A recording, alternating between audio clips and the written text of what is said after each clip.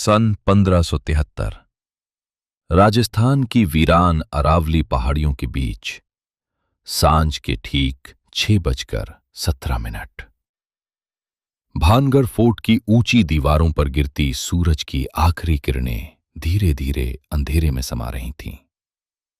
हवा में एक अजीब सी ठंडक घुल चुकी थी, जैसे समय खुद यहां ठहर गया हो।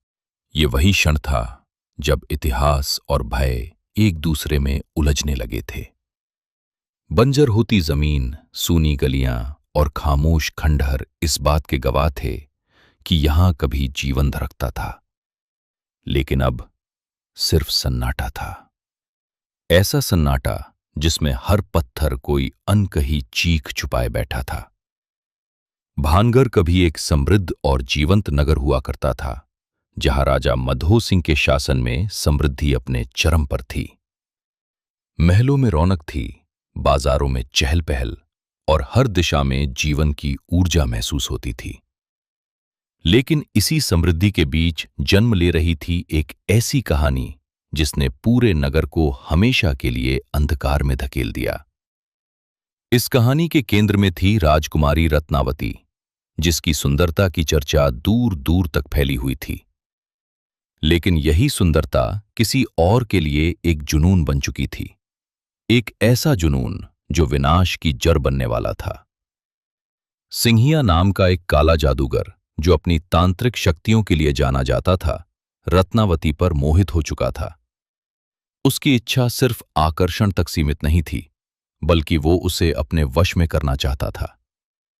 उसके भीतर की अंधेरी शक्तियां अब एक योजना का रूप ले चुकी थीं। उसने एक ऐसा तांत्रिक उपाय रचा जिसमें जादू और छल दोनों शामिल थे। एक साधारण सा दिखने वाला इत्र जिसे राजकुमारी तक पहुंचाया जाना था, उसके इरादों का सबसे खतरनाक हथियार बन चुका था। लेकिन भाग्य को कुछ और ही मंजूर था।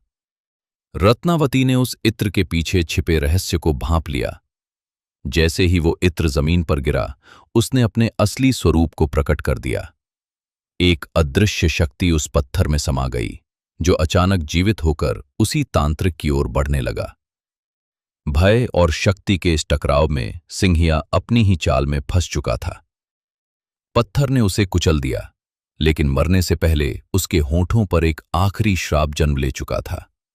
वो श्राप सिर्फ एक व्यक्ति के लिए नहीं, बल्कि पूरे नगर के लिए था। उसकी मरती हुई आंखों में एक अजीब संतोष था, जैसे उसने अपने अंत के साथ साथ एक और अंत की शुरुआत कर दी हो। समय बीता, लेकिन वो श्राप धीरे धीरे अपने प्रभाव को दिखाने लगा। भंगर की खुशियां एक एक करके खत्म होने लगीं। अचानक आई आपदाओं, युद्ध और रहस्यमयी घटनाओं ने पूरे नगर को तबाह कर दिया। लोग कहते हैं कि एक भयानक युद्ध में पूरा नगर उजड़ गया और उसके बाद यहां कभी जीवन वापस नहीं लौटा। रात होते ही ये स्थान एक अलग ही दुनिया में बदल जाता है, जहां अंधेरा सिर्फ रोशनी की कमी नहीं, बल्कि एक जीवित भय का रूप ले लेता है।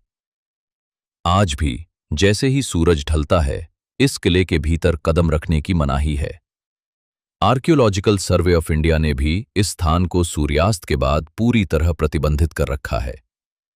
स्थानीय लोग मानते हैं कि रात के अंधेरे में यहां अजीब आवाजें गूंजती हैं, जैसे कोई अब भी इन खंडहरों के बीच भटक रहा हो।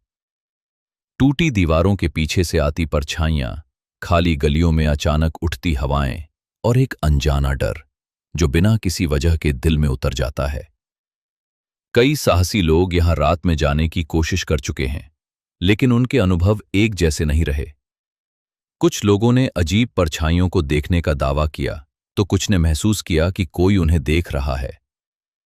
कुछ कहानियां तो ऐसी भी हैं जहां लोग अंदर गए, लेकिन फिर कभी वापस नहीं लौटे। ये सच है या सिर्फ एक मिथक, इसका कोई स्पष्ट उत्तर नहीं है।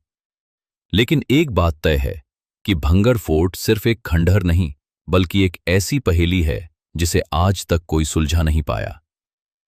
ये किला आज भी खड़ा है, समय के थपेड़ों को सहते हुए, जैसे वो अपने भीतर छिपे रहस्यों को दुनिया से छुपा कर रखना चाहता हो। हर पत्थर, हर दीवार, हर कोना एक कहानी कहता है। एक ऐसी कहानी जिसमें प्यार, जुनून, विश्वासघात और शाप सब कुछ एक साथ खुल चुके हैं। और जैसे जैसे रात गहराती है, ये कहानी और भी जीवित हो उठती है, मानो अंधेरा खुद इसे बार बार दोहरा रहा हो।